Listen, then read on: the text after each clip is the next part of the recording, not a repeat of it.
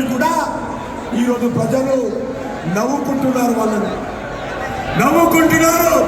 నరేంద్ర మోడీ గారు ఏంటో, నరేంద్ర మోడీ గారి కమిట్మెంట్ ఏంటో, మాకు Revanth Reddy certificate, Rahul Gandhi certificate, KCR certificate అవసరం లేదు.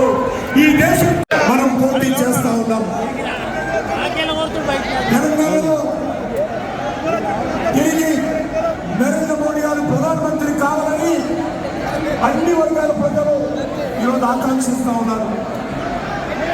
దాని నుంచి దృష్టి మళ్లించేటువంటి ప్రయత్నము దుర్మార్గమైనటువంటి కాంగ్రెస్ పార్టీ ఒక దిక్కు, టిఆర్ఎస్ పార్టీ ఒక దిక్కు రాజకీయంగా ఎదుర్కొనేటువంటి సత్తా లేక పిరికి పందలాగా భారతీయ జనతా పార్టీ పైన తప్పుడు ప్రచారం చేస్తూ ఉన్నారు.